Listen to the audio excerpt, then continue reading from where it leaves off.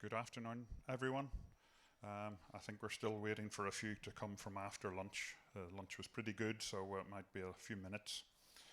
So I'm David Turkington. I'm Head of Technology for APAC in GSMA, and I'm going to be talking about what we're doing about fraud in the region and beyond. So we have a couple of presentations, first by me, and then from Ho Huang from Aton, and then we have a panel discussion. We've got quite a good panel, bigger panel than normal, you can see, but we've got more time. So I think it's going to be a good discussion. So let me get started then. Okay, here we go. Unleashing mobile fraud, unmasking mobile fraud, safeguarding connections in the shifting landscape. So, one thing before I begin. Channel 5 is in English and Channel 6 is in Korean. So switch on your headset when you're ready. So GSMA has quite many different security domains covered. We've got the Fraud and Security Group, which is a overarching grouping of many different things. With the TISAC, that's the Telecom Information and Sharing Center. We've got security algorithms covered, many publications, fraud and security services, which I'll touch on, and the 5G cybersecurity knowledge base and network equipment security assurance scheme. So you can get a list of these from the QR codes. So Yolanda had plenty of QR codes, so I have a few too. So what was reported earlier this year was that AI threats are rising. It was reported, as mentioned by others this morning, AI is being used to modify the attacks, personalize the attacks, even as the data is being extracted. And so even since I created this slide, we've had some more action happening on top. For example, Ticketmaster lost 560 million records, national public data breach, 2.9 billion, and that includes people in the UK. So we're not all clear of that one. So also, AT&T, Dell, and the ransomware attack across hospitals in the UK. So what we had as well was from our security landscape report, we identified these different security attacks and security defenses. And so looking at it a little bit closer in the AI context, you can see that we've got new attack types. I marked the ones that where AI can be used with the asterisks. Lower technical barriers because anyone can program an AI now. Reinvention of old attack techniques, but a lot of them are scams, and increasing the volumes because it's much easier to do. But on the defensive side, the AI, it doesn't scale quite so easily. So we've got multi-layered defenses, so you can do that in AI, but secure by design means you've already designed it. So our mobile's becoming a conduit for scams. It's starting to risk trust in the network. I don't know about you, but I simply don't answer my phone anymore. And actually, this is a picture of my phone where it's just every call is a suspected scam or potential fraud. Therein lies another problem whenever we're in the mobile industry. If I don't answer my phone, then we're in trouble. So the question at the bottom, do you answer your phone anymore? And this is the problem. So the scam results, it's the second most reported crime, 50% in Singapore actually, and 7% around the world. 95% aren't followed up by the police, and because the amounts are low, usually, police will ignore it. And here's a particular headline from the South China Post. This is one Anton will probably have heard about. 2,700 people rescued from a scam call center in Manila. And actually there was another one just a few weeks ago, I believe. So it's still going on. So around the world, 300,000 people tricked and beaten and forced into this. So that's where that's where these scam SMSs and scam calls are coming from.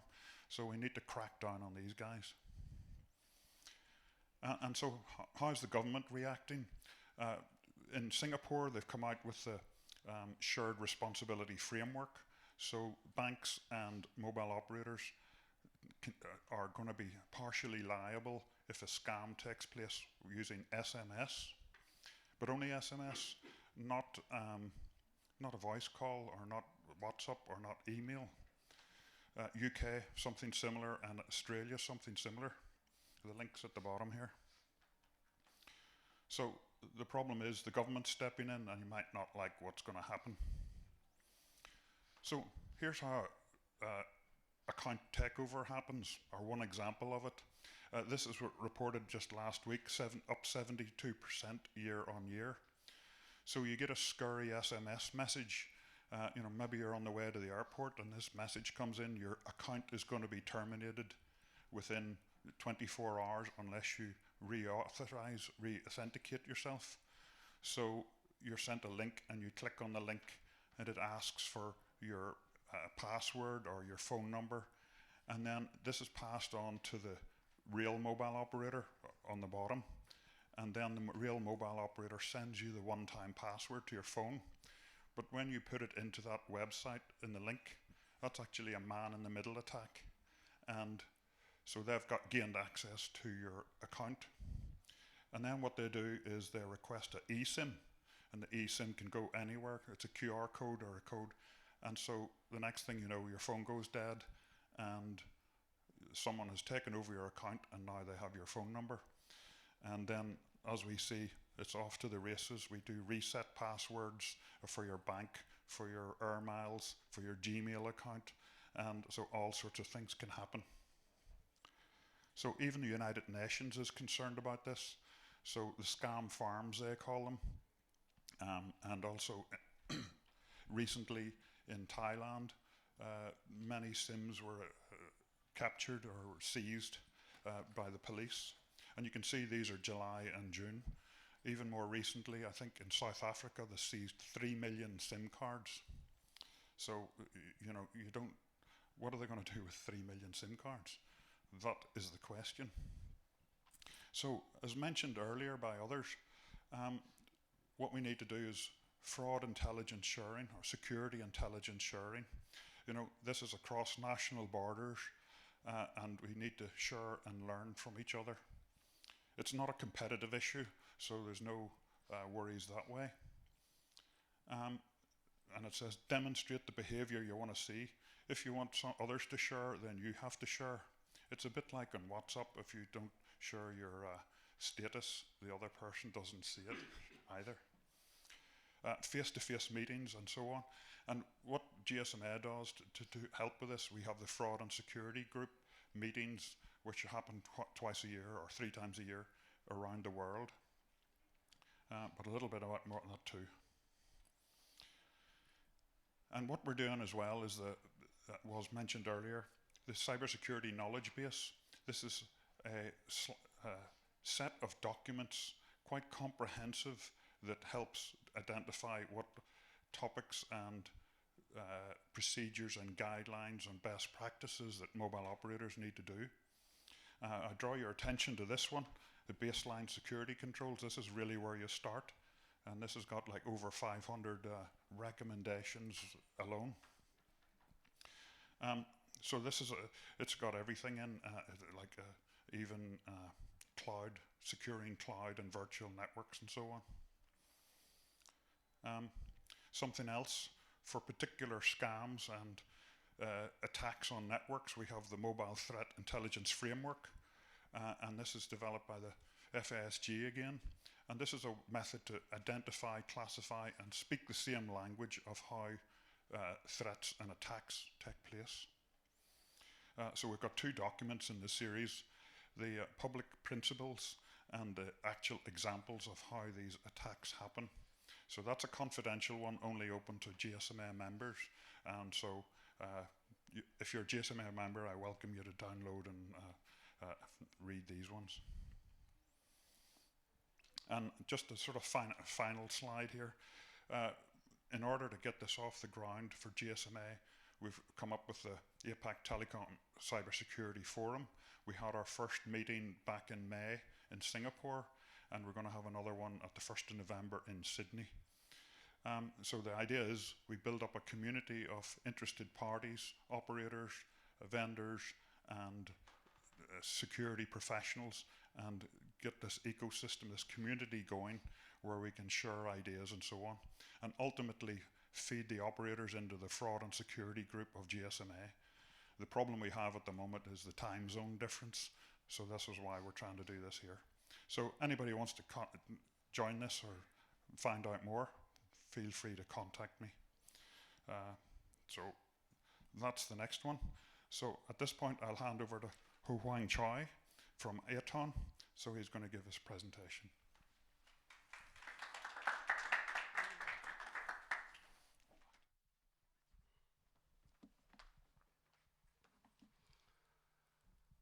My session will be conducted in Korean, so please wear your receiver.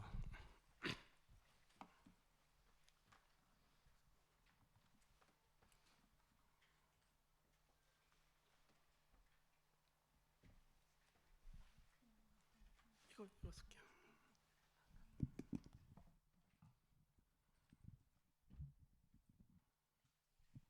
네, 만나서 반갑습니다. 모바일 사기 세션을 맡게 된 아톤의 최호광이라고 합니다. 먼저 제 소개를 간단하게 드리겠습니다.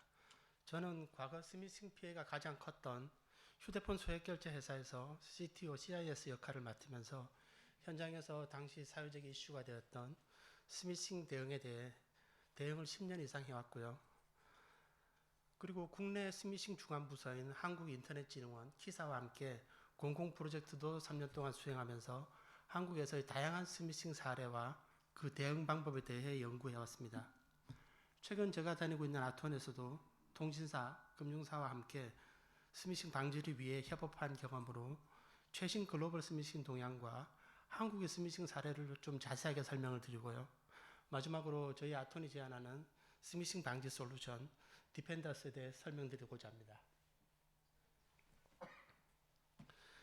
예, 스미싱은 현재 심각한 사회적 문제로 대두되고 있는데요. 이번 장에서는 2024년도 글로벌 스미싱 통계에 대해 말씀드리겠습니다.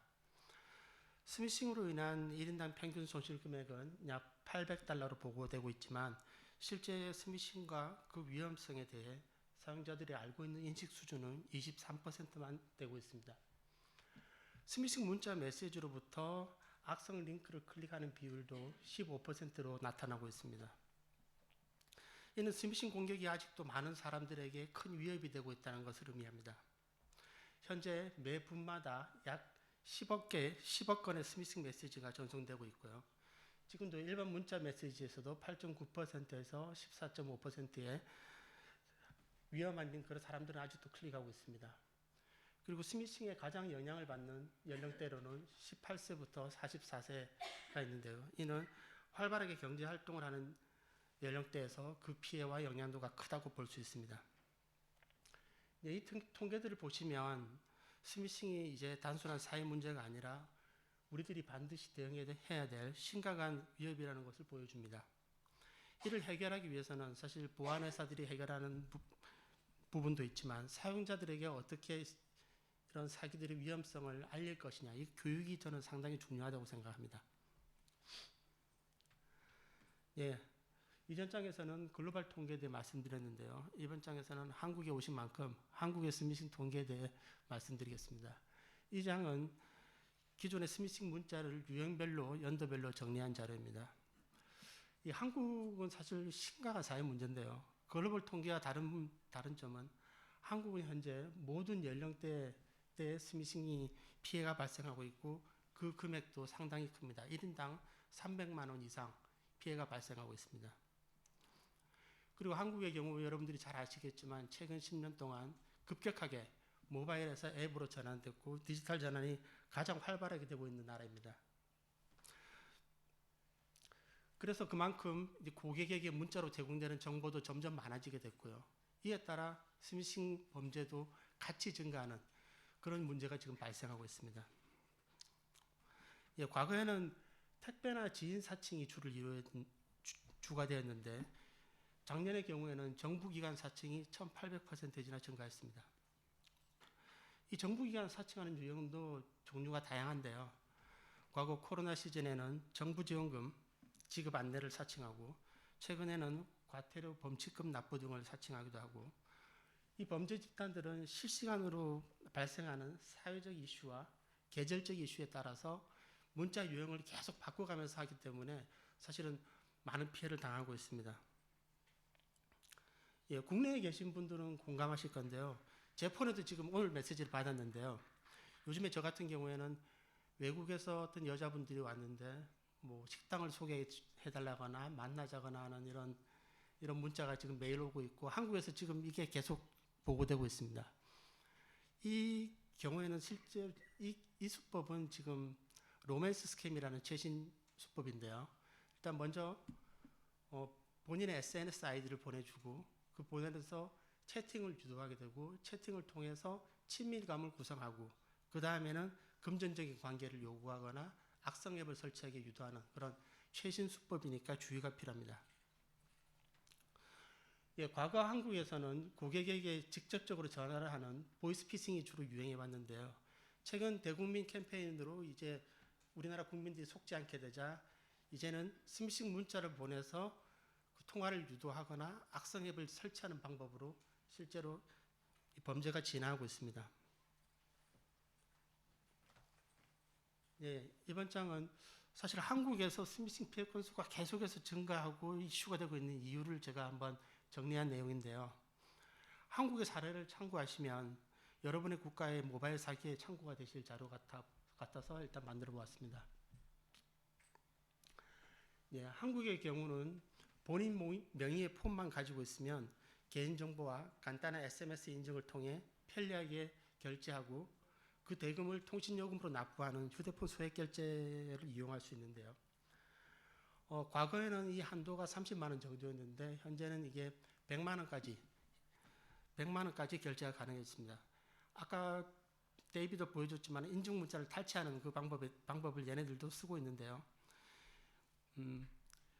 고객의 인증 문자를 SMS 전송되는 고객의 인증 문자를 가로채서 휴대폰 결제를 하게 되는 이 수법이 있는데 이 수법이 2013년도에 가장 크게 이슈가 되었고요. 저도 그때 본격적으로 사회적으로 이제 스미싱이 문제가 되고 있었습니다. 저도 이때부터 2013년도부터 스미싱 문제를 연구하기 시작했고요. 지금까지 오게 됐습니다. 예, 두 번째는 명의도용인데요. 경찰의 발표를 보면은 스미싱 조직의 범죄를 막는데 가장 중요한 부분이 대포폰과 대포통장을 막는 겁니다. 범죄자들에게 대포폰과 대포통장은 피와 혈관이라고 합니다. 예, 작년에 이거 주로 발생한 내용인데요. 한국의 MVNO 사업자들이 그 폰을 개통할 때 인증 과정의 취약점을 이용해서 타인 명의의 알뜰폰을 개설하고 그 폰으로 금융계좌를 개설하는 명의도용 금융사기가 집중적으로 발생했고요. 예, 그때 피해가 너무 좀 심각했습니다. 그래서 일단 정부와 MVNO 사업자들이 보안을 강화하는 조치를 취했습니다. 예, 세 번째는 한국의 발달된 금융 플랫폼인데요. 최근 10년은 국내 금융기관과 금융 플랫폼 기업들이 웹 기반에서 모바일 기반으로 급속하게 전환했습니다. 그리고 한국의 경우에는 한국인들은 동의하시겠지만 이제 최근에는 한국인들은 은행 창구에 가지 않습니다. 모든 업무가 은행의 모바일 앱으로 다 이루어집니다. 물론 코로나 영향도 있었고요. 비대면으로 모든 금융 업무를 보게 되면서 사실은 편리한 부분도 있지만 이 부분이 보안적인 취약점을 가지고 있습니다. 그리고 추가로 한국 같은 경우는 최근에는 아예 창구가 없는 인터넷 은행도 생기게 됐는데요. 이 인터넷 은행들의 위험성은 인터넷 은행들이 이제 서로 기존 은행과 경쟁을 하기 위해서 신용이 없는 사람도 바로 300만 원 비상금을 대출해주는 이런 서비스를 만들었는데 이 부분도 범죄자들의 타겟이 되고 있습니다. 예, 세 번째는 오픈 뱅킹 시스템인데요. 2019년도에 한국금융당국에서 금융혁신과 핀테크 기업 활성화를 위해서 오픈뱅킹 시스템을 도입했습니다. 이 오픈뱅킹 시스템이 자기의 모든 계좌 정보나 금융 정보를 가지고 있는 편리함이 있지만 실제적으로 제 인적 사항이 노출되면 모든 저의 은행 예금, 대출, 보험, 증권 등의 모든 내용이 범죄자들에게 노출되는 이런 환경이 돼버렸는데요. 이 부분도 위험한 계기가 됐습니다. 예, 마지막으로 이 주식 리딩방 사기라는 게 있는데요. 이게 최근 가장 많이 보도되고 있습니다. 이 방법은 이제 층을 이용해서 종목을 추천하고 투자에 도움을 주겠다고 이제 하는 그런 사기이고요. 가짜 사이트나 가짜를 만들어서 앱을 설치하게 하거나 그리고 얘네들은 오픈 채팅방으로 일단 유도합니다. 이 오픈 채팅방에 들어가면 본인 빼고 나머지 사람들은 전부 조직원들입니다. 범죄 조직원들이고요. 그래서 이 조직원들은 시나리오대로 본인의 가짜 수익률을 보여주고 사용자들에게 막 고맙습니다. 금방 부자가 될 것 같이 가스라이팅을 하게 됩니다. 그래서 사람들은 처음에는 이 수익률을 좀 줍니다. 그럼 사람들이 점점 신뢰를 하게 되고 마지막에 가서는 전 재산을 다 넣어서 이제 이 사람들이 범죄 집단들이 가지고 잠적해버리는 좀 악질적인 수법인데요. 실제로 한국에서 이런 케이스로 자살한 분도 계시고 해서 이 리딩방 같은 경우에는 이 오랫동안 이루어지는 대신에 금액이 큽니다. 그리고 가장 많이 위험한 그런 사례라고 보시면 되겠습니다. 예, 스미싱 조직들은 이제 전문적으로 범죄 집단화되고 있는데요. 이들은 중국, 필리핀, 태국 등 해외 그 거점을 두고요. 또 국내에 있는 사람들을 해외 취업 등을 미끼로 조직원들을 모집해서 범죄 행각을 지금도 하고 있습니다. 제가 이 범죄 조직의 수법을 한번 단계적으로 한번 그림으로 표시해 봤습니다. 자, 우리의 핸드폰 문자들을 어떻게 범죄 조직들이 알고 문자를 보내게 될까요? 예전에는 주로 개인정보를 다크웹이나 불법 사이트를 통해 거래를 하는 방법으로 사용했습니다. 지금 이제 범죄 조직들은 거기서 넘어서서 이제 전문적인 해커를 고용해서 해킹한 개인정보를 이용합니다. 올해 1월부터 7월달까지만 해도 한국에서 민간에서 750만 건의 개인정보가 유출되어 있는데요. 과거에는 이 개인정보 유출이 내부자의 실수나 뭐 이런 것들이 많았는데 최근에는 전부 다 범죄 조직에 의한 해킹입니다. 예, 이 스미싱 문자의 내용은 어떻게 되냐면 아까 말씀드렸다시피 다양한 유형이 있고요. 이 문자에 포함된 URL들은 가짜 홈페이지를 만들거나 가짜 앱을 설치하도록 유도합니다. 가짜 앱과 홈페이지는 진짜와 거의 구분할 수 없을 정도로 정교하게 제작되어 있어 일반인들은 거의 분간해낼 수가 없을 정도입니다. 예, 그래서 지금 가짜 앱을 설치를 하기 유도를 하고요. 가짜 앱이 설치되고 악성 앱이 설치된 폰을 저희들은 좀비폰이라고 부르는데요. 이 좀비폰이 되면 휴대폰 내의 모든 개인정보가 범죄 조직의 서버로 전송이 되게 됩니다. 그리고 팀뷰와 같은 원격 제어도 가능하게 되고요. 그리고 휴대폰의 모든 권한, 카메라라든지 파일의 접근이라든지 이런 것들이 모두가 가능하게 됩니다. 이 과정에서 휴대폰의 연락처, 사진들도 모두 범죄 조직에 넘어가게 되는데요. 실제 한국의 최근 피해 사례를 보면 자신의 사진, 자신의 계좌 정보라든지 신분증, 그리고 은행 보안 카드 같은 것들을 사진을 찍어놓고 보관하는 분들이 있었는데요. 이 부분이 사실은 큰 피해가 발생했습니다. 그리고 자, 이제 개인의 모든 정보를 알게 되면 이제 범죄 조직들은 나이, 성별, 직업에 맞게 지능화된 수법으로 시나리오를 설계합니다. 20대에게는 제가 아까 말씀드린 휴대폰 소액 결제로 100만 원, 그리고 300만 원까지 즉시 대출을 해주는 비상금 대출 상품을 통해서 300만 원을, 그래서 총 사회초년생들에게는 한 400만 원 정도를 가져가고요. 활발한 사회활동을 하는 30대부터 50대 사람들에게는 주로 대출을 실행하게 됩니다. 그리고 노년층 같은 경우에는 아까 제가 말씀드린 오픈 뱅킹 시스템을 통해서 이 사람의 보험이나 예금을 확인해서 보험을 해약하게 하거나 예금을 빼앗는 방식으로 그렇게 계속 진행하고 있습니다. 이렇게 범죄 수법에 당하면서 사실은 개인적으로 내가 범죄에 이용되는 것 같아서 불안해서 뭐 은행이나 이쪽에 고객센터에 전화를 하게 되면 이 범죄자들은 휴대폰 가로채기를 통해서 실제로 범죄 조직원들이 전화를 받게 됩니다. 그래서 더 심하게 당할 수 있습니다. 네, 이번 장은 모바일 사기 방지를 위해서 각각의 플레이어들의 역할과 과제에 대해 설명해 드리겠습니다. 사실 그동안 모바일 사기 방지를 위해서 한국의 공공통신사 금융사들이 활동을 지속적으로 하고 있었고요. 그거에 대한 성과도 분명히 있었습니다. 공공은 한국의 경우 키사, 금융감독원, 경찰을 중심으로 피해 신고 접수 및 수사를 진행하고 있고요. 신고받은 데이터를 수집도 하고 있습니다. 최근에는 이 데이터를 활용한 공공 프로젝트도 수행하고 있고 대국민 캠페인도 진행하고 있고요. 법률 개정 작업도 실행하고 있습니다. 통신사들도 아까 말씀드렸듯이 대포폰 개설 방지, 해외에서 걸려온 전화 표시, 스팸 문자 차단, 그리고 문자 발송 기관에 인증 마크를 달아주는 등 스미싱 방지를 위한 활동을 하고 있고요.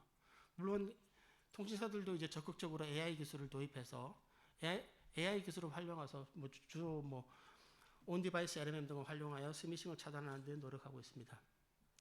금융사들은 그동안 모바일 사기가 발생하면 주로 금융사에게 책임을 묻는 경향이 있다 보니 대포폰 개설 방지, 신용거래 차단, 예금 지급 정지와 같은 금융 소비자 활동을 보호 활동을 계속하고 있습니다. 요즘에 국내에서 통장을 개설해 보신 분은 알겠지만 통장 개설할 때 너무 까다로운 절차를 요구하게 돼서 실제로 대포 통장 같은 경우는 현격하게 줄었습니다. 그리고 한국 정부에서는 특히 금융감독원인데요. 금융감독원에서는 지난 8월부터 모든 여신거래, 대출, 카드론, 신용카드 등을 한 번에 차단해주는 여신거래 안심 차단 서비스라는 것을 실행했고요. 또 본인 계좌를 일괄 지급 정지하는 것도 제도화해서 지금 사용자 보호를 위해 노력하고 있습니다. 위에 같은 플레이어들이 한국에서 열심히 노력을 하고 있지만 스미싱 건수는 2023년도 기준으로 전년 대비 10배 정도 늘은 3억 건 정도로 보고되고 있고요. 피해액도 작년만 해도 5천억 이상으로 폭증하고 있는 게 현실입니다. 어제 기조연설에서도 제가 좀 감명 깊게 들었는데요. 콜라보레이션이라는 말씀을 강조하셨는데 이제 모바일 사기 방지는 각각의 플레이어들이 독자적으로 해결할 수 있는 문제가 아니라고 생각하고요. 여기에 있는 공공, 통신사, 금융사 그리고 보안 기업들이 협업을 통해서 해결해 나갈 그런 과제라고 생각합니다. 솔루션 소개에 앞서 저희 회사를 간단하게 소개해 드리겠습니다. 저희 회사는 아톤이라는 회사고요. 오전에 세션을 봤는데 안톤이라는 분이 계셔서 좀 놀랐습니다.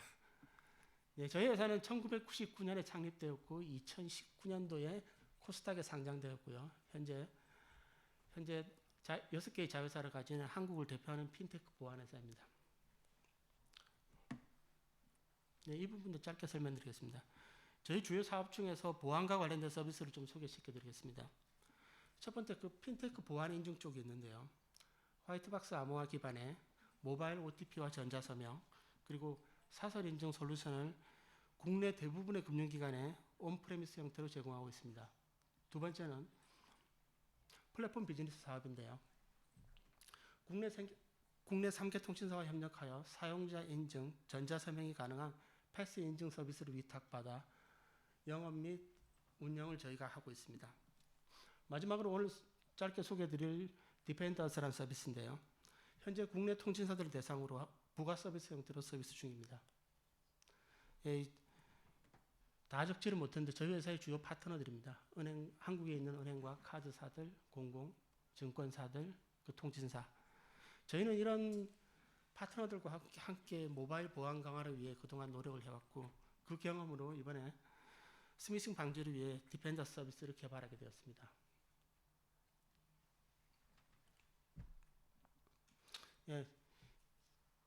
이건 기능적인 건데 저희 서비스의 주요 기능은 이따 뒷장에 있으니까 이건 짧게 설명드리겠습니다. 일단 고객의 행동 패턴을 개선하는 그런 서비스라고 보시면 되고요. 자세한 설명은 뒤에서 드리겠습니다.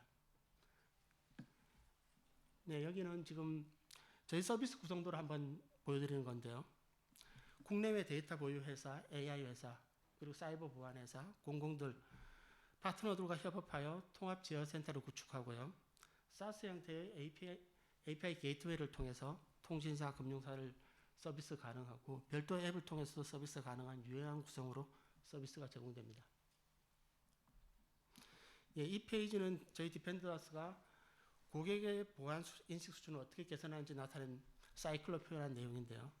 먼저 축적된 데이터와 첨단 AI 기술을 활용하여 지속적으로 사기 정보를 탐지합니다. 이 탐지 기술로 실시간으로 사용자를 보호할 수 있고요. 고객 행동 분석을 기반으로 보안 규정 점수를 제공해서 사용자들이 자기의 보안 점수를 이해하고 개선할 수 있는 활동을 하도록 도와주고 있습니다. 마지막으로는 모바일 사기에 대한 위험성을 알려주기 위해 사용자에게 최신 사기 동향 그리고 최신 기사 리포트 등을 제공하는 교육 부분이 있습니다. 예, 이 화면은 앞장에서 말씀드린 탐지 매니지먼트 에듀케이션 이 세 가지 서비스가 실제 어떻게 서비스되고 있는지 제가 일부 화면만 캡처해서 보내드린 겁니다. 일단 먼저 위험한 링크가 포함된 문자 메시지를 받게 되면 실시간으로 알림을 제공하는 세이프 메시징 기능과 위험한 웹사이트나 QR에 접속 시 알림을 제공하는 세이프 브라우징 기능이 있고요. 그리고 매니지먼트는 기기의 OS 취약점 정보, 그리고 기기의 루팅 정보, 기기의 보안 설정들을 점검하는 디바이스 보안과 접속 가능한 와이파이들의 위험성을 알려주는 네트워크 보안, 그리고 휴대폰의 디바이스에 설치된 악성 앱들을 검사하는 앱 보안, 이 세 가지 기능을 바탕으로 보안 점수를 추출하게 됩니다.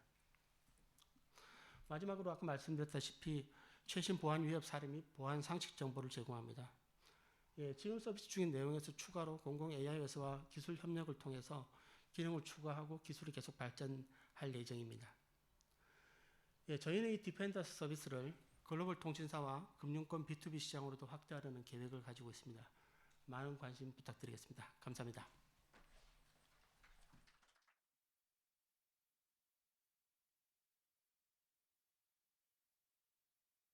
Thank you very much.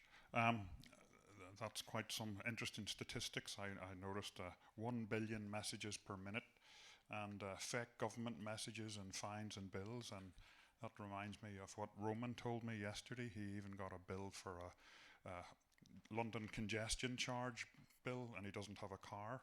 So it's everywhere. So if I can invite the panelists up. So Anton, please come up and take a seat. Abid Adam from Axiata, Christopher Price from where are we? Ericsson, and Hu Wang from Aton. Am I missing? Leslie, last but not least. Sorry, thanks. There's questions here somewhere. Oh yeah, here.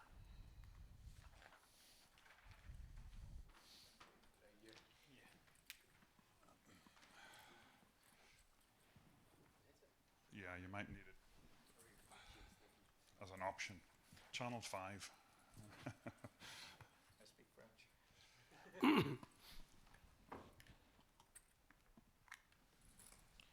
So we heard from Aton and myself that these scams are getting, not out of hand, but rising in incidents, and Aton supplies a potential solution to crack down on some of them. So it's very interesting. So there's light at the end of the tunnel. So maybe if we talk about the evolution of fraud. Sorry, Leslie, what have you seen in the evolution of fraud since smartphones? Yeah, sure. So we work mainly in the fintech area, so we see it from that sort of angle. And what's really happening is we've produced the honeypot of the mobile device, and we're concentrating everything around that. And we've given access to that at a speed that is only increasing. And so what's really happening is a lot of the older style of fraud, they're continuing, but the effectiveness is gaining. You know, both AI, customization, targeting, and then also the repetition of what they can do with that information once it's out in the open. So everything's just getting faster and, you know, more risky. Yeah, Anton, coming from the mobile operator background, how do you see the evolution of fraud? Well, I mean, first of all, we're also both, right? So Globe, I mean, so although the core business is a telco, I mean, we do have a fintech company, which is Mint and Gcash. Practically 85% of the population is on that e-wallet. But I mean, yes, right? I mean, I think where we're seeing things, actually funny enough, opposite of South Korea, right? I mean, I thought it was interesting when it was mentioned that, you know what, in South Korea, it started with voice, but moved to messaging and SMS. So in our case, it's the complete opposite, right? So it started, of course, with messaging and SMS. And as I mentioned also in the earlier session, is we're still one of the few, and probably still only operator actually in the world, where we don't deliver any SMS that has a link in it. So, period. We just said 2 years ago, hey, you know what? There's so much fraud and scams happening on SMS.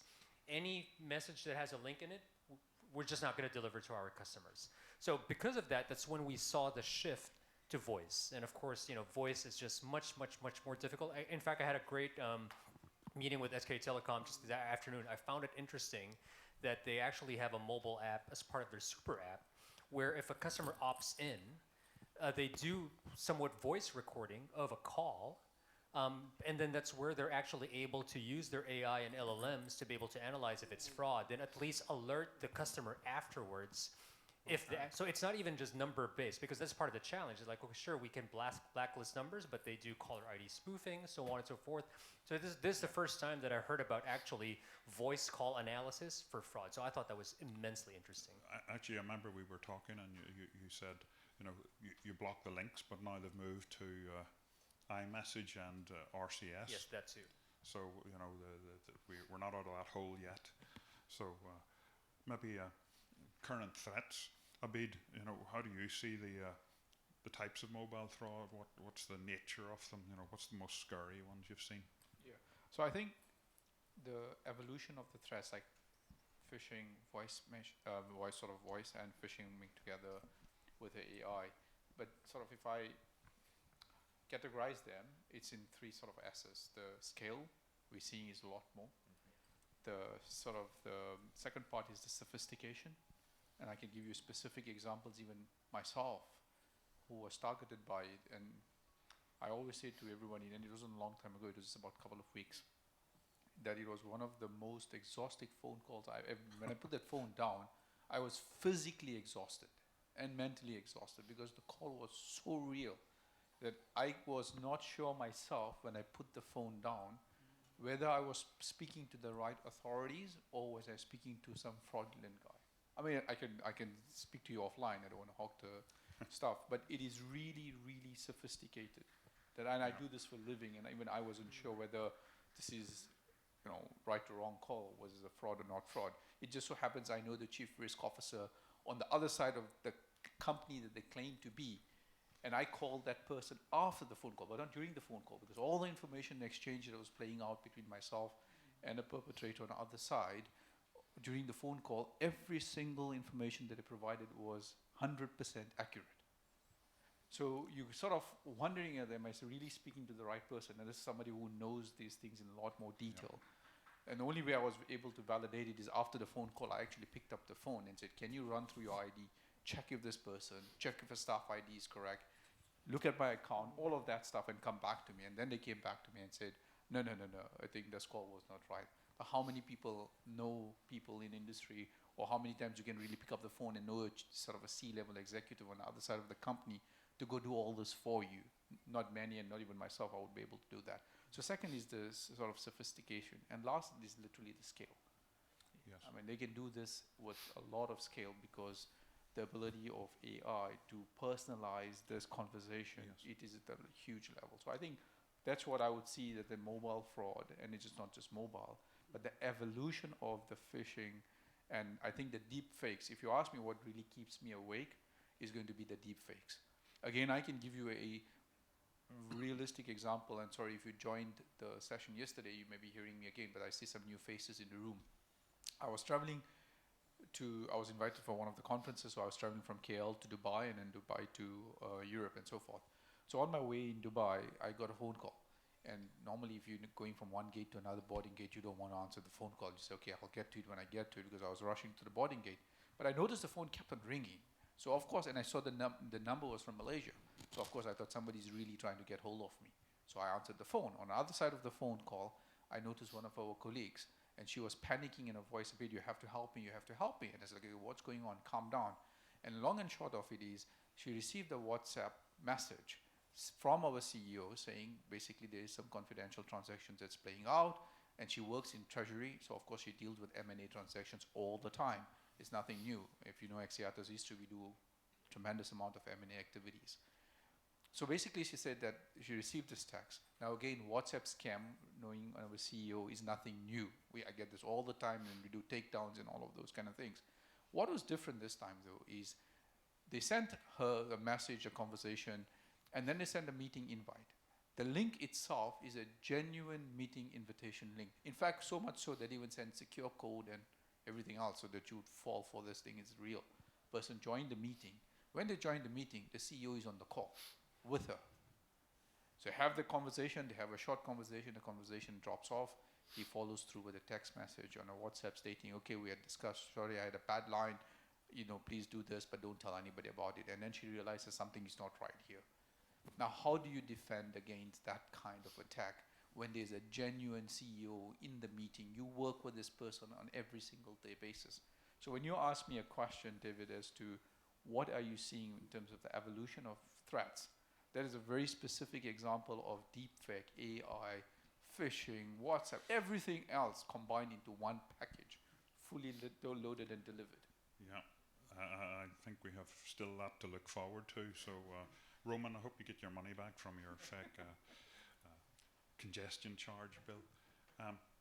Chris, what do you see the current threats? How do they turn in out? It's very difficult. It's very difficult to add on to what everyone's already said. I just reiterate the scale and the amount that we see happening is driving us forward and driving us to find solutions. And I guess we talk about solutions in a future question, so I won't go there yet. But I don't have too much to add to what's been said, to be honest. Yeah. Could I just add one more thing? Sorry, because I spoke about purely when you ask for threats, I'm looking at it from consumer side. I've given you an example on consumer side. I can give you two other buckets. Largely, one is the geopolitical developments. We've seen, of course, because we've got so many operating companies, telcos across various parts of Asia, is whenever there is tensions, geopolitical tensions, we've seen a lot of distributed denial of service attacks. Right. So if you know, example, Bangladesh went through a massive change with the Prime Minister ousting. Of course, we saw a lot of DDoS attacks coming through during that period of time. Again, because telcos were seen as enablers of the previous, and why did you shut down the network? So telcos always get stuck between whenever these kind of issues happen, where the regulator says, shut down your network, and of course the population at large would be angry with you. Now, so do you listen to the regulator or you don't listen to the regulator? It's always a very sticky situation. But in that case, example, we get a lot of DDoS type of attacks. And the last one also related to geopolitical conflict, sometimes because telcos provide to enterprise services. What we noticed when Russia-Ukraine war started in Indonesia, example, one of the companies was compromised, but through our monitoring system, we realized that the traffic pattern is unusual. But we couldn't pinpoint as to, because our networks is fine, but we can see, of course, at the gateway level that there's a lot of traffic going on in the directions that it shouldn't be. But long and short of it, it was one of the enterprise customers who were compromised. They didn't even know they were compromised. And therefore, we picked up the phone and said, hey, I think something is going on funny in your network. If you are doing, we don't know the content, because obviously we don't snoop inside the content, but we definitely see the pattern that something is not going right. So I think those are some of the things that you look at on consumer side, geopolitical developments, and how the threats are playing out. Huang, how do you think things are different from the past schemes?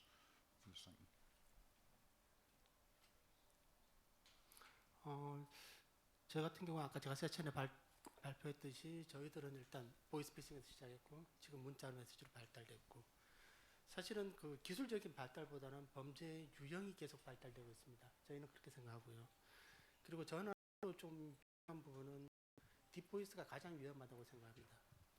실제로 인공지능의 발달로 사실은 목소리를 복제하기가 너무 쉬워졌습니다. 지금 현재로서는. 그리고 사실 뭐 보안 섹터에 저도 근무하고 있지만 이 딥보이스를 지금 분별해낼 수 있는 이런 기술은 사실 아직까지는 없는 상태입니다. 아까 SKT 말씀도 하셨지만은 실제로 목소리를 분석하는 것들은 지금 힘든 상황이고요. 그걸 성문 인증이라는 기술이라고 하는데요.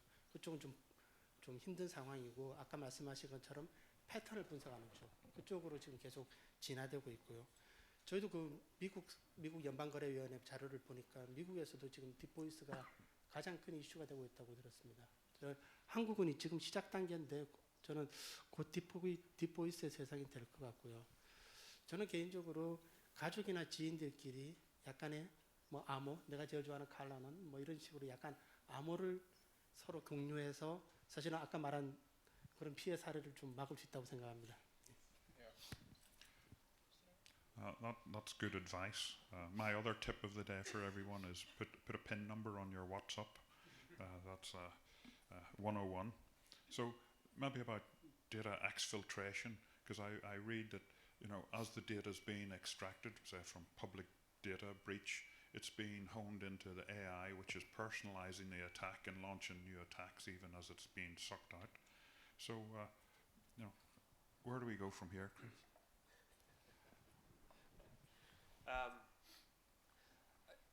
We can't stop. Well, we can. It's difficult to legislate, right? And this is something, as an Australian, I see in Australia. Criminals don't care what the rules are. Yeah, they don't, and the government doesn't want to punish an enterprise for what bad actors are doing. Yeah. And this creates a bit of a problem. And so Australia is a good example. There's been a lot happening in Australia. You've got the ASD, that's been the Australian Signals Directorate, which runs the cyber security. Yeah. Has been very proactive at pushing back and actually then starting to cause pain to the bad actors, Right. Which is something that's very important. And I think intergovernmental relationships, responses and patterns can help. But again, that's solving problems at a large scale, and that's solving problems that are addressing enterprises, having an impact on industry and things the government maybe cares about in the short term. It doesn't really help the poor guy that's getting deep faked by his aunt's voice on the phone and sending $50. That's really hard to solve. Yes.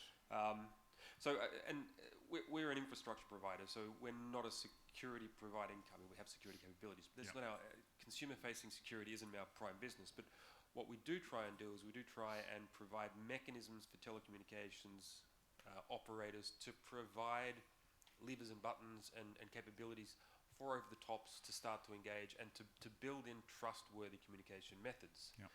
If you can't trust the generic, then find a trustworthy way of doing it. As you say, no one in Australia answers the phone if they don't know who's calling anymore.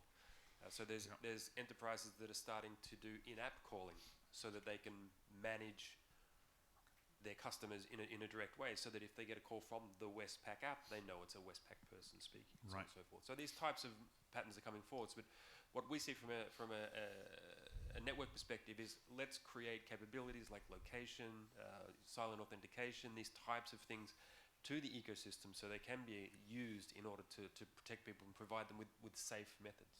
Yeah, that's something I understand is new. They're having to do caller line identification verification to make sure the calling line isn't spoofed and so on, and that's a challenge in itself. Maybe Leslie, the questions about the methods criminals use to infiltrate mobile devices coming from fintech. Yeah, I mean, what we have basically on the phone is a stacked level of technology, and criminals generally are just looking for any crack in that armor at any stage. The issues that we see are that each level of that technology is a different company, and so as soon as you can get one chink in it and you can extract something out of it, you can then very rapidly, and you pointed out that those cycles are speeding up, you can very quickly then end up in a different place to where you were. And one example that occurs to me, there was a fairly large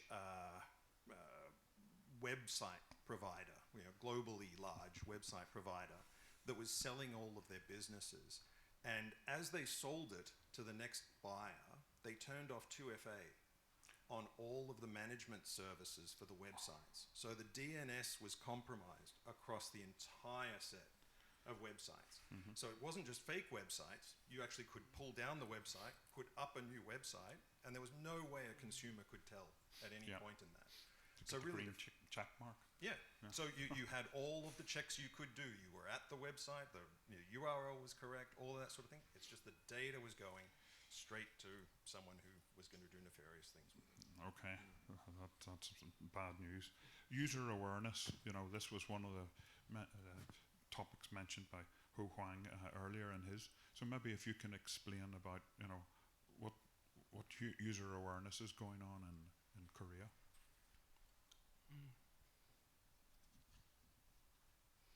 네, 피싱은 사실 알고 모르고의 차이가 엄청 큽니다. 한국의 경우에는 지금 주로 사회초년생들이 많이 당하고 있고요. 사회초년생 대학생들, 최근에 한국에서는 기존에 다 모르시겠지만 기존에 한국에는 군인들에게 휴대폰을 지급하지 않았습니다. 현재는 지금 군인들도 일과 시간 외에는 휴대폰을 쓰고 있습니다.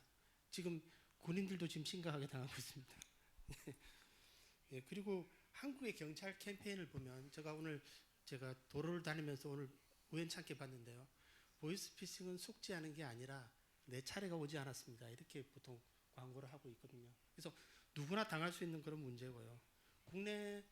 국내에서는 통신사, 공공, 금융사들 다 계절마다 저희가 얼마 전에 한국에 명절이 있었는데요. 이 명절 때마다 통신사에서 보이스피싱 조심하라고 문자 오고 금융사에서도 오고 공공에서도 오고 방송도 하고 이런 문제가 있고요. 사실은 뭐 사용자 교육을 계속 하고 있지만 일단은 의심스러운 링크를 클릭하지 않고 그리고 OS 취약점을 계속 업데이트하고 디바이스 앱을 설치하고 이런 활동을 계속 계도하는 방법밖에 없을 것 같습니다. Right. Thanks for that. My sample in Singapore, it must be working. I know they're doing some effort. Every time I talk to the taxi driver on the way to the hotel, I mention I'm here about cybersecurity and off they go talking about scams and we don't answer phones. So I think there's something to be said for user awareness campaigns. So maybe in the Philippines, what's going on there? I think for the good thing is at least from a consumer perspective, the awareness drive is happening, whether partnerships within the private sector, even with government, there's certainly a lot of push. However, though, at least localized to, let's say, even corporate security, we've just reached a point that I feel like we've done so much awareness already, and yet, there's still, employees, for example, that still fall for attacks, right? Yeah. There's also just a point where awareness can go so much that you got to be able to start building controls with already assuming that, the employee is going to fall for it, right? I think if we're still at this point that we're thinking that awareness is going to be a safety net or an extra barrier, I don't think so. I think it's hygiene, sure, whatever, do it for the sake of it, but you also need to start designing controls, already assuming that, your end user is going to fall for it. So how do you protect them after that, right? And I guess even for consumer protection in a sense, right? That's why you got to be able to bake in, let's say in fintech, we started to do one device, one account, right? Just because we used to allow multi-accounts, multi-device because people like to share it with their daughters or sons or whatever, but it's inconvenient, but we're just going to stop it. Again, same thing that we did. We just say, hey, you know what? Any SMS that has a link in it, it's going to be an inconvenience. But we're starting to design things thinking that, we got to assume that, customers or employees are going to fall for it at some point. Well, that's a good point, given that we've got AI systems that are getting better and better, and albeit, as you mentioned, so convincing. Perhaps not an AI you were talking to, but that's coming. That's user awareness won't be enough, like you say. We need to build in extra protections. So that's a good one for the next question. Technology's role. We've done the user awareness effort. What advancements of technology are going to help combat mobile fraud? What tools and strategies? If you look at Malaysia, and this got nothing directly to do with telcos, but I think it's a collaborative industry. banking, you'll no longer get OTP via SMS. Period. That's in Malaysia. If you bank, you would never get a text message. So you have to do in-app authentication. Same thing. This from regulators. So it's not, example, Globe or one telco making a decision that you would not be sending a link on your message. It's across the board. It's been regulated. So no telco is allowed to send a link via messaging. So that's but there's a flip side to that, because now the voice calls are down, your SMS is down, which means telcos' revenues are being cannibalized. I'm being open about that. So if you look at how do you balance between the business models, how do you enable security, resilience, trust, these are all important things at the same time, then how does our business model evolve? Because the investments that we have made are long-term investments. You cannot just say, okay, well, I'll remove the SMS technology out of my network. A lot of our customer base, especially in the markets, emerging markets, are still using 2G and featured phones.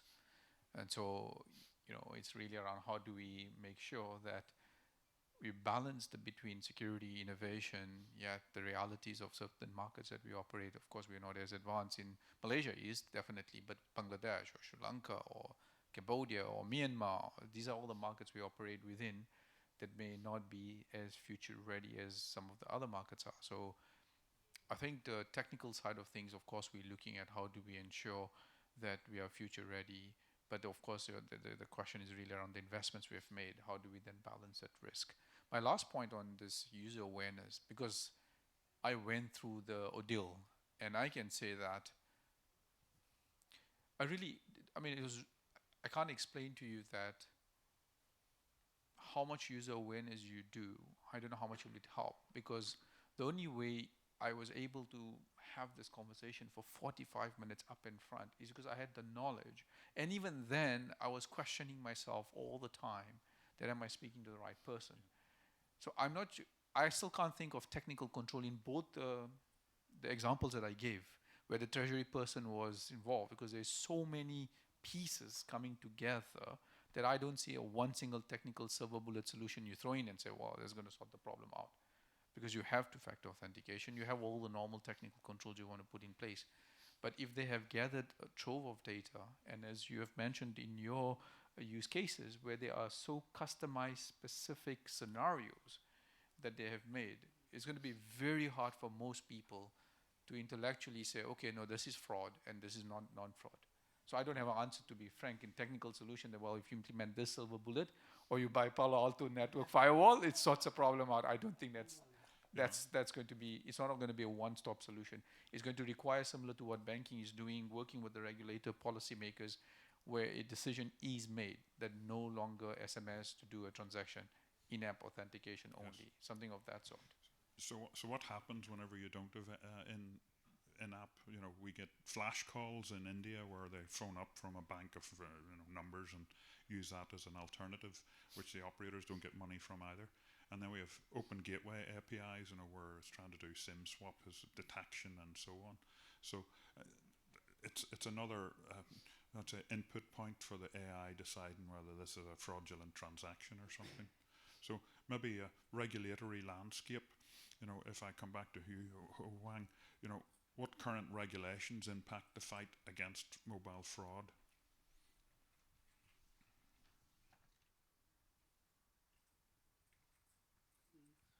아까 옆에 있는 분께서 그 정부 당국의 강력한 범죄 처벌이 필요하다고 했는데, 한국의 경우는 스미싱이나 보이스피싱 범들에게는 벌금이나 집행유예가 없습니다. 모두 실형을 살리고 있습니다, 현재. 예. 그리고 소비자 피해 보호를 위한 특별법도 실행하고 있고요. 그래서 이 특별법에 의해서 개인들을 보호할 수 있습니다. 아까 말씀드린 것처럼 문자와 저희 통화도 포함하고 있습니다. 특별법을 통해서 금융기관들과 함께 보호를 하고 있고요. 그리고 제가 이 규제에서 좀 사각지대가 있는데요. 이건 제가 아까 그 세션에서 말씀드린 주식 리딩방이라든지 로맨스 스캠, 이런 부분은 한국에서는 이 특별법에 해당되지 않고 사기로 봅니다. 그래서 이쪽 부분은 사실은 해당되지 않아서 사실은 좀 문제가 많이 되고 있고요. 그리고 이건 좀 개인적인 보안하는 회사로서 좀 어려움이 있는 부분이 있는데요. 실제로 이 보안 앱이나 이런 서비스를 개발하게 되려면은 구글이나 애플 디바이스에 문자 메시지에 접근할 수 있는 권한이 필요합니다. 그리고 백그라운드로 실행할 수 있는 권한도 필요하고요. 그러나 지금 현재 당국이 아니라 구글이나 애플에서 사실은 앱이나 이런 거 서비스를 할 때 너무 까다롭게 해서 사실은 이 부분들을 개발할 때 많은 어려움이 있는데 이것도 저는 국가적으로 좀 도움 좀 줬으면 하는 그런 생각을 가지고 있습니다. That's a good point. Google locks it down, but it means that security apps are sometimes locked out and against the best interests of the customer. So, coming back to you, Chris, about best practices, what can organizations do to implement, defenses against mobile fraud? From an enterprise perspective or from an operator perspective? Because I think from an enterprise perspective. from an enterprise perspective, follow the basic rules of security. I mean, told. Yeah, exactly. The golden rule for me is make it as hard as possible and make the reward as small as possible. Yeah. Because it's almost impossible to lock down an organization without making it almost impossible to work there, right? So we need the freedom, we need the flexibility, but we need to have structures and processes in place within an organization that protects us from the types of issues that you saw, and minimizes the impact of success. I mean, that's really, I think, what we want to see is if a hacker is successful, that they don't get that much out of it. And fundamentally, the majority of this is it's a cross-border attack, right? There's very few domestic actors that are really having a go here. So it's to protect against those cross-border attacks coming in and making sure that we have sufficient protections in place for that. Yeah, certainly. I think maybe I naively thought Korea was lucky that way because of the language barrier from outside, but I don't think anybody's getting away with. So maybe if I come to you, Leslie, best practices for a device level for those people with crypto wallets. The 17% of Thai people you mentioned. Yeah. So we recently finished a consumer study, and one of the big things that came out of that was that crypto penetration is much, much higher than you would expect across Southeast Asia, where we were looking at it, and in Thailand particularly, where it reached 17%, but on average 10% in the region. And you ask about what can you do to protect yourself. I mean, there are many basic things, and that follow the normal pieces, but I think for people really looking to go that extra level, having something, I mean, using the wrong word, air-gapped, but having separate devices for hard to protect items, right? So just as an example, have two computers. If you need to have two computers, one computer that registers absolutely no account, no passwords ever put in, no link is ever clicked on it, it doesn't have your email, all of those things, which just pushes everybody to be to make sure you're putting in the right thing, right? You're getting the right link, you're having to type it manually, all of those things across to the second device. That's probably the best piece of advice I'd give to people. Sorry, one other one. Don't attend a crypto conference, because at Token 2049 2 weeks ago, the number of phishing emails that I've got since attending that has tripled. Right. Well, we were downstairs at a different event, but so we got away that time. But that's a good point. Having separate devices. I've tried that because I'm horrified of my walking around with my bank account on my phone.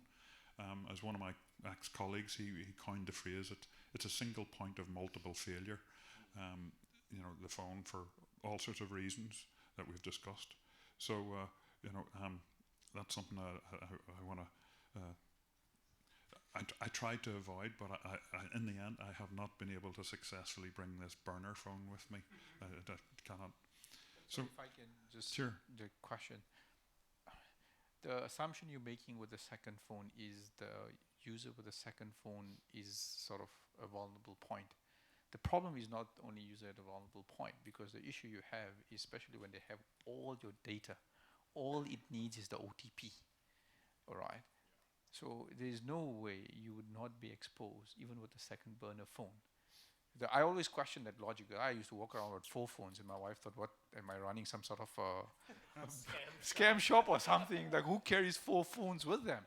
And then I realized, besides logistical nightmare and all of that, and inconvenience and all of that, is you can carry 2 phones or 4 phones. It doesn't really matter, because ultimately, if your information is exposed, and largely the only thing that's stopping the scammer from doing something wrong is that authentication piece, then I question the validity.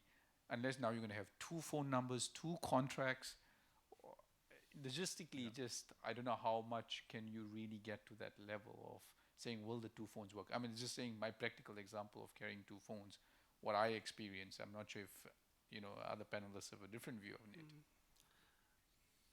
한국에서도 사실은 금융권과 통신사들이 원 디바이스, 그러니까 저희가 한국의 모든 금융앱의 인증을 거의 제공하고 있는데요. 원 디바이스 원칙은 계속 지켜지고 있고요. 그리고 한국은 사실은 통신사와 금융사 간의 협력이 상당히 괜찮은 편입니다. 그래서 원 디바이스 원칙은 계속 지키고 있고, 저희들은 인증을 주로 아까 말한 SMS 인증은 좀 오래됐고요. 이제는 거의 생체 인증, 지문 핑거프린트나 안면 인식을 사용하는 그런 인증으로 다 지금 한국의 금융앱들은 다 전환된 상태입니다. Okay. So we all mentioned, I think, collaboration is one of the key building blocks of securing the networks and the subscriber data and the accounts attached to it. So maybe Anton, what sort of a collaboration have you been involved with? So I think related also to the regulation question, right? I mean, I think, for example, so in the Philippines, it's actually the opposite. There are some regulations, but I think part of the challenge is two-prong is like, look, sometimes private sector waits for regulation before they act, right? So sometimes a dependency in saying, oh, well, you know what, there's no regulation yet. Oh, you know what, we'll wait for government to tell us to do something. I think that is what is somewhat, it's impeding also progress. So I think what we've done, for example, starting 2020, we actually reached out to all of the major commercial banks in the Philippines. And we just said, hey, you know what, we'll help you guys out. We didn't even sell them anything. We just said, like, look, we're seeing that there's a lot of SMS spoofing happening. So they're spoofing the sender IDs to make it look like it's the bank and to send OTPs. So we just said outright is like, look, let us know who your SMS aggregators are. We'll whitelist your sender ID so that it's only your aggregator that can use that sender ID and nobody else. And we just built those rules into our firewalls without even charging anybody.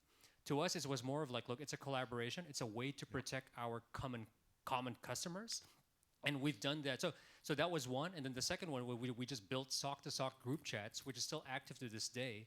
And the banks basically report numbers or domains, and we actually just block those. Again, not as a premium service. We just want a clean network, and we do that straight up for the bank. So I think to answer your question, David, is that degree of collaboration within the private sector, we actually got to stop waiting for regulators to tell us to do something. And we just got to start working together cross-industry, because there are a lot of dependencies, as you were mentioning, Abid, right? Like, look, the entry points is actually not just one company or the other.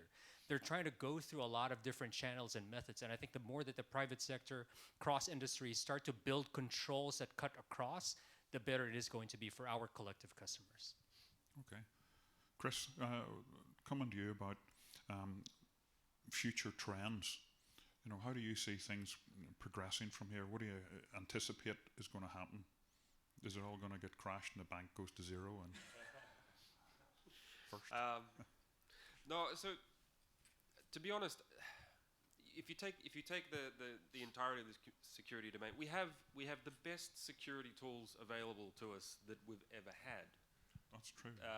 They're just not used efficiently all the time. And we sometimes choose not to use them for various reasons.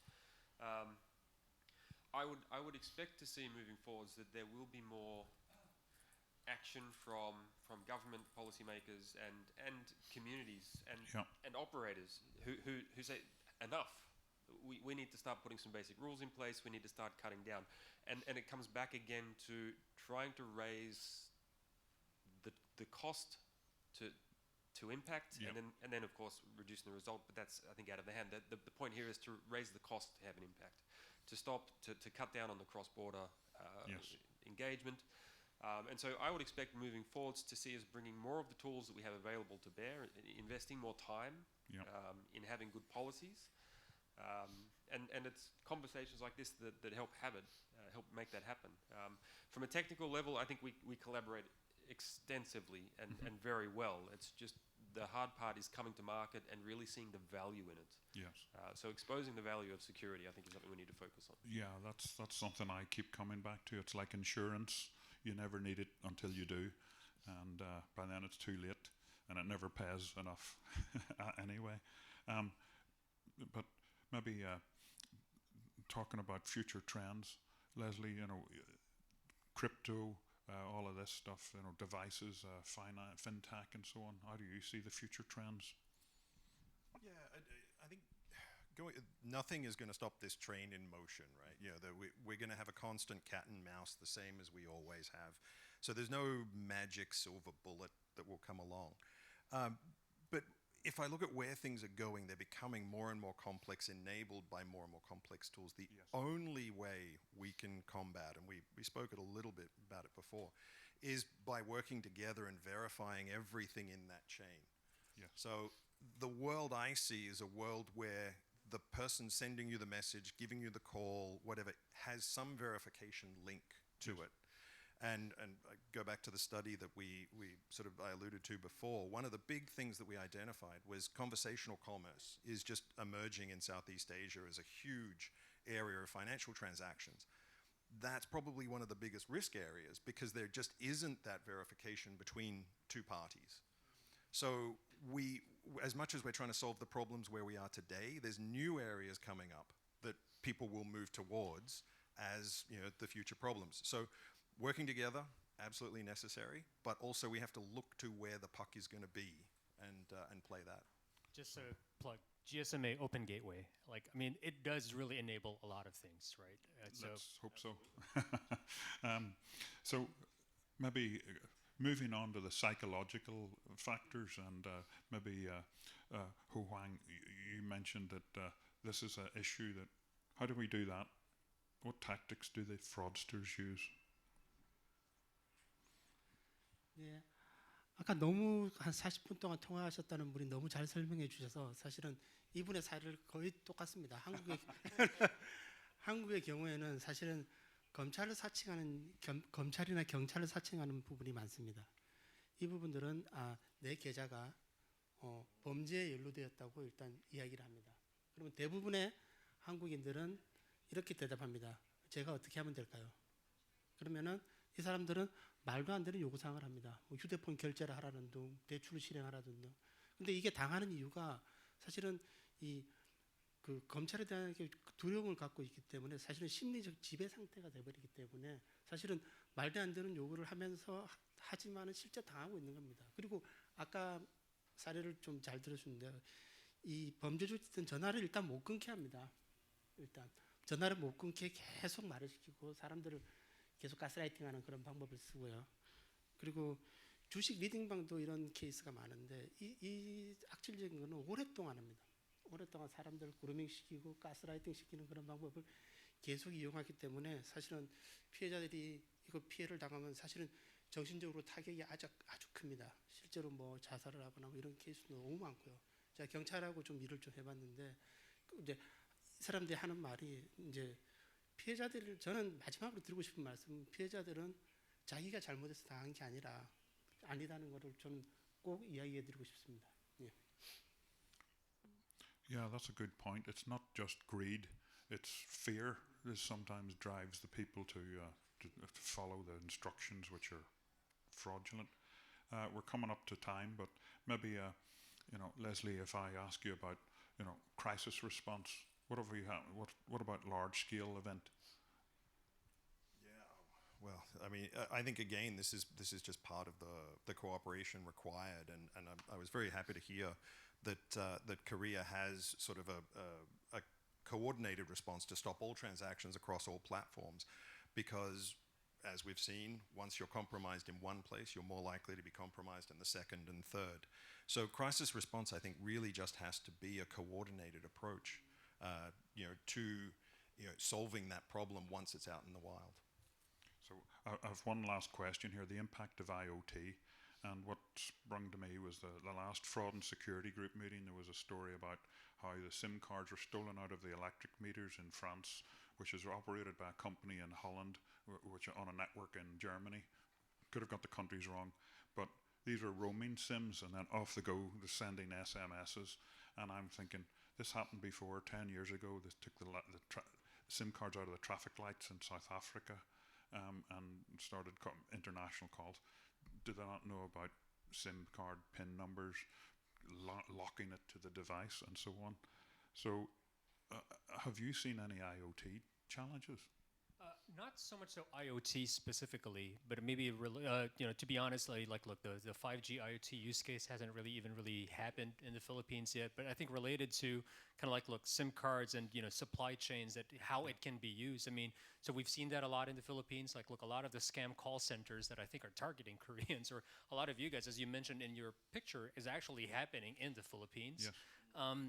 And that's what we're seeing too, and we are being implicated as an operator, because when those scam call centers are being raided, it's actually our SIM cards that are there. We have no idea how it ended up there. Right? Exactly. I mentioned South Africa, 3 million SIM cards.